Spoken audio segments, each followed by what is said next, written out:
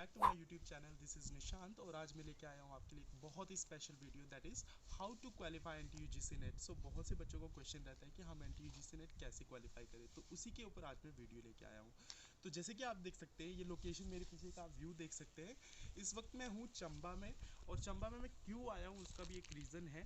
हम सब बच्चे आजकल मैंने देखा है बहुत ज़्यादा बिजी रहते हैं। हम ज़्यादातर अपनी स्टडीज़ में बिजी रहते हैं और हम स्टडीज़ के स्केड्यूल्स के बीच में टाइम नहीं दे पाते कि हम कहीं बाहर निकल के जाए और अच्छा एक रिफ़्रेश और पॉजिटिव वाइब्स के साथ पढ़ाई को शुरू करें।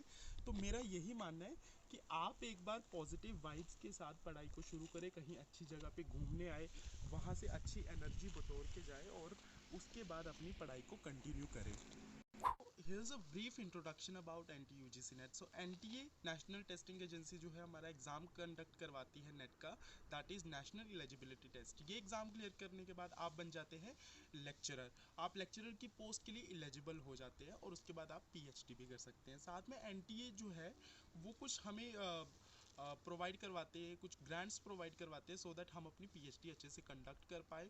नियर अबाउट 35,000 टू 40,000 आपको फेलोशिप दी जाती है आफ्टर जेआरएफ, जो आप जूनियर रिसर्च फेलोशिप अगर क्वालिफाई कर लो। तो अगर आप नेट के एग्ज़ाम में ज़्यादा एग्ज़ाम्स जो है ज़्यादा मार्क्स जो है लेके आओगे तो आपका जेआरएफ आ जाएगा। वो सब आप जानते होंगे कि परसेंटाइल बेसिस पे इसकी स्कोरिंग की जाती है। सो नेक्स्ट आता है कि किस तरह से एनटीयूजीसी नेट क्वालिफाई करे। तो एनटीयूजीसी नेट क्वालिफाई करने का सबसे फर्स्ट जो हमारा पॉइंट है वो है अंडरस्टैंड द सिलेबस। आपको सिलेबस को अंडरस्टैंड करना बहुत ज़्यादा ज़रूरी है। तो सिलेबस है किस तरह से, पेपर वन सबके लिए कॉमन है। पेपर वन में क्या क्या चीज़ें आएंगी, देन पेपर टू आपका जो भी रिस्पेक्टिव सब्जेक्ट है। फॉर एग्जांपल मेरा सब्जेक्ट कॉमर्स है, तो कॉमर्स में से किस तरह से क्वेश्चंस आ रहे हैं, प्रीवियस ट्रेंड क्या है क्वेश्चन पेपर का, प्लस हमारा जो पेपर वन है वो कॉमन है और बहुत स्कोरिंग सब्जेक्ट है। 50 क्वेश्चंस आपके आएंगे, हर क्वेश्चन के 2 नंबर होंगे। तो वो किस तरह से आपका सिलेबस का पैटर्न क्या है वो सब आइडेंटिफाई करना आपके लिए बहुत ज़्यादा ज़रूरी है। तो our next point is create a study plan. So आपको स्टडी प्लान क्रिएट करना पड़ेगा कि आप किस तरह से स्टडी करेंगे। जैसे कि मेरा प्लान जो था, मैं सुबह 4 बजे उठ जाता था, उसके बाद अपनी रिवीजन करता था, जो भी मैंने पिछले दिन पढ़ा होता था उसको मैं रिवाइज करके अपना 6 बजे से नए नए जो टॉपिक्स थे वो स्टार्ट कर देता था। सो आपको एक स्टडी प्लान क्रिएट करना है, किस टाइम आप खाना खाओगे, किस टाइम आप पढ़ने बैठोगे, किस टाइम आप ब्रेक लोगे। बीच में ब्रेक लो, ब्रेक लेना बहुत ज़रूरी है, इससे आपका माइंड रिफ्रेश होता है, क्योंकि आपको कॉग्निटिव लोड जो है वो बढ़ाना नहीं है। नेक्स्ट आपको स्टडी मटेरियल चाहिए, तो वो आप मेरे यूट्यूब चैनल पे जाके देख सकते हैं। मैं आपके लिए नई से नई वीडियो, अच्छे से अच्छा कंटेंट लाने की कोशिश कर रहा हूँ। तो आई होप आपको स्टडी प्लान क्रिएट करना खुद से आ जाए। After creating a well defined study plan, आपने डिसाइड कर लिया कि स्टडी प्लान आपका किस तरह से है, आप कब स्टडी करेंगे, कब सोएंगे, कब उठेंगे, आप कब खाना खाएंगे, कब ब्रेक्स लेंगे। तो स्टडी प्लान क्रिएट करने के बाद आपका क्या पॉइंट आता है, व्हाट नेक्स्ट। तो the next point is previous year question papers. तो प्रीवियस ईयर क्वेश्चन पेपर क्यों इंपॉर्टेंट है, किस लिए इंपॉर्टेंट है, सो मैं आपको बताता हूँ। तो previous year question paper solve करने से आपको पता चलता है कि हमारे एनटीए का ट्रेंड कैसा रहा है, पीछे से लेके अभी तक, प्रेजेंट तक, अभी तक किस तरह के पेपर आ रहे हैं, किस तरह के टॉपिक एनटीए लेके आ रहा है। कुछ नए टॉपिक्स ऐड हो रहे हैं, कुछ पुराने टॉपिक्स जो है वो एलिमिनेट हो रहे हैं। कुछ टॉपिक आपने नोटिस किया होगा, अगर आप पीछे से एग्जाम दे रहे हो, जो कुछ क्वेश्चंस थे वो अभी रिपीट नहीं होते और कुछ क्वेश्चंस है वो बार बार रिपीट होते हैं, कुछ नए टॉपिक्स ऐड होते हैं। फॉर एग्जांपल आपका पेपर वन में जैसे स्वयं वगैरह से रिलेटेड और जो भी डीटीएच चैनल वगैरह थे, अभी उनके बारे में नए नए क्वेश्चंस आने लगे हैं। आपको नए नए सॉफ्टवेयर के बारे में पूछे जाने लग पड़ा है। तो ये सब चीज़ें नई नई ऐड हो रही हैं एग्ज़ाम में। तो वो सब आपको पेपर ट्रेंड के हिसाब से पेपर ट्रेंड एनालिसिस करना पड़ता है, आपको पेपर का ट्रेंड देखना पड़ता है, किस तरह से पेपर में फेर बदलाव हो रहे हैं। साथ में आपके जो आप पीछे के क्वेश्चन पेपर सॉल्व करोगे, आपको पेपर का अटेम्प्टेशन का पता चलेगा, किस तरह से आप पेपर अटेम्प्ट करते हैं। तो मेरी मानिए मैंने कम से कम 1000 पेपर सॉल्व किए होंगे अपने एग्ज़ाम के लिए। सो उसी से मेरे जो प्रैक्टिस है, एक तरह से प्रैक्टिस भी हो जाएगी, साथ में आपको पता चल जाएगा कि पेपर का ट्रेंड क्या है, और साथ में आप अच्छे से पेपर, जब टाइम मैनेजमेंट आप सीख पाओगे, यहाँ पे आपको टाइम का पता चलेगा। आप 2 घंटे में किस तरह से अपने 100 क्वेश्चंस कवर करेंगे और किस तरह से 50 क्वेश्चन 1 घंटे में कवर करेंगे। So our next point is refer to quality study material. तो क्वालिटी स्टडी मटेरियल क्या होता है? आपने देखा होगा कि बहुत सारी बुक्स अवेलेबल है मार्केट में एनटीयूजीसी नेट के रिलेटेड। आपको पेपर 1 और पेपर 2 जो भी आपका सब्जेक्ट है उससे रिलेटेड आपको ढेर सारा कंटेंट मिल जाएगा। लेकिन क्या वो कंटेंट सही होता है? कई बार आप नोट करना कि उन्हीं बुक्स में जो आपके क्वेश्चंस होते हैं वो गलत दिए होते हैं या फिर उनके आंसर्स गलत दिए होते हैं, इससे आप मिसगाइड हो पाते हो। ठीक है, मिसगाइड हो जाते हो आप। ठीक है, तो आपको ऐसा इरेलीवेंट स्टडी मटेरियल नहीं पढ़ना है। देखो, एक होता है स्मार्ट वर्क और एक होता है हार्ड वर्क। आपको हार्ड वर्क तो करना है लेकिन साथ में आपको स्मार्टली भी वर्क करना है। स्मार्ट वर्क करोगे दैट मीन्स आप इरेलीवेंट मटेरियल नहीं पढ़ोगे। जो चीज़ें आपके पेपर के लिए ज़रूरी है, ट्रेंड वाइज जो चीज़ें चल रही है वो चीज़ें आप कवर करोगे। तो इसी के साथ हमारा नेक्स्ट जो पॉइंट आता है कि आपको और क्या करना है। तो आपको मॉक टेस्ट जो होंगे साथ साथ में लगाते रहना है and you have to stay updated.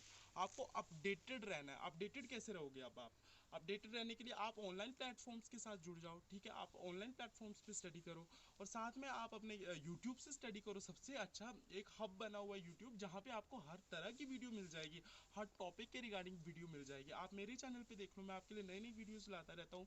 जो भी आपके रेलिवेंट टॉपिक्स इस टाइम ट्रेंड में चल रहे हैं, जो एंटी यूजीसी नेट लेके आ रहा है आपके पेपर में for both paper 1 and paper 2 commerce, वो मैं लेके आ रहा हूँ। तो आपको ऐसे ढेरों चैनल मिल जाएंगे जहाँ से आप स्टडी कर सकते हैं, जहाँ पे आपको बहुत अच्छा मटेरियल मिल जाएगा। आपको कहीं पे करने की भी ज़रूरत नहीं है। तो और आप साथ में अपडेटेड भी रहोगे।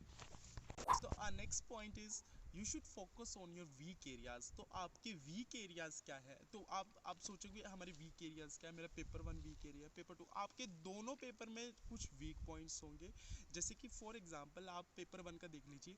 मान लीजिए कुछ बच्चों को मैथमेटिकल रीजनिंग में प्रॉब्लम होती है या फिर डेटा इंटरप्रिटेशन में प्रॉब्लम होती है, तो उनको मैथ्स के ऊपर ज़्यादा फोकस करना चाहिए। जैसे कुछ बच्चों को टीचिंग एप्टीट्यूड में प्रॉब्लम होती है तो वो टीचिंग एप्टीट्यूड के ऊपर फोकस करें। आप सबको लग रहा होगा कि हम अपने वीक एरियाज जो है, जो भी हमारे वीक पॉइंट्स हैं, उनको हम किस तरह से आइडेंटिफाई करें। तो देखिए, जब आप previous year question paper solve करोगे वहाँ से आपको आइडेंटिफाई हो जाएगा कि कौन से आपके वीक एरियाज है। जब आप मॉक टेस्ट लगाओगे, मॉक टेस्ट लगाना देखिए बहुत ज़रूरी है। मॉक टेस्ट और प्रीवियस ईयर क्वेश्चन के बीच में डिफरेंस होता है।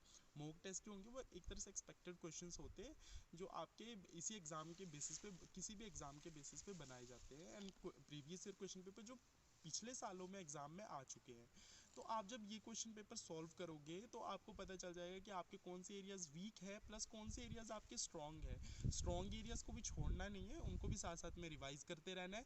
प्लस आपको ध्यान रखना होगा कि जो आपके वीक एरियाज उनके ऊपर आप खास फोकस लेके आओ, उनको आप अच्छे से मैनेज करो, उनको आप अच्छे से पढ़ाई करो। उनके लिए एक स्पेसिफिक और एक अच्छा स्केड्यूल बना के रखो कि आपको ये चीज़ इस दिन में पढ़नी ही पढ़नी है।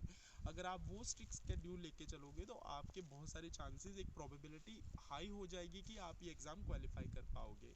देन नेक्स्ट आपका आता है कि आप किस तरह से टाइम मैनेजमेंट किस तरह से करते हो। तो जब आप इतना स्टडी प्लान बना रहे हो, स्टडी मटेरियल इकट्ठा कर रहे हो, तो उसको टाइम मैनेजमेंट भी आपको सीखना पड़ेगा। तो एक तो होता है टाइम मैनेजमेंट कि आप स्टडीज़ में किस तरह से टाइम मैनेज करोगे। तो वो आपको एक प्रॉपर स्टडी प्लान बनाना होगा अपना कि आप दिन की स्केड्यूल में किस तरह से आप अपनी स्टडीज़ के लिए, पेपर 1 के लिए, पेपर 2 के लिए किस तरह से टाइम निकालेंगे। प्लस आप टाइम मैनेजमेंट एग्ज़ाम पे टाइम पे कैसे करोगे। आप जानते हैं एग्ज़ाम के लिए आपके सिर्फ 3 घंटे मिलते हैं, आपको 180 मिनट्स मिलते हैं। तो 180 मिनट्स में आप किस तरह से पूरा पेपर कवर करोगे। तो वहाँ पे बच्चे मार खा जाते हैं क्योंकि कहीं बार डाटा इंटरप्रिटेशन या फिर आपके जो रीडिंग कॉम्प्रीहेंशन आते हैं उन्हीं में ज़्यादा टाइम दे देते हैं, जिसकी वजह से क्वेश्चंस को अच्छे से सॉल्व नहीं कर पाते, पैनिक हो जाते। तो उस चीज़ का आपको खास तौर पर ध्यान रखना है। Last tip is stay healthy. तो आपको हेल्दी रहना बहुत ज़रूरी है। अच्छा अच्छा खाना खाइए, अच्छे अच्छे मील्स इंजॉय कीजिए सो दैट आप बीमार ना पड़े। बिकॉज मेरा एक चीज़ हमेशा से मानना है कि the key to success is your health. तो आपकी हेल्थ अच्छी होगी तो आप सक्सेसफुल बन पाएंगे। तो अपनी हेल्थ को आपको हमेशा मेंटेन रखना है और हेल्थ तभी मेंटेन होगी जब आप अच्छे से खाना खाओगे। ऐसा नहीं कि आपको ज़्यादा टेंशन लेना, ज़्यादा वरी होने की ज़रूरत नहीं है। जो होगा अच्छा होगा, पॉजिटिव रहना है, stay positive always and stay healthy.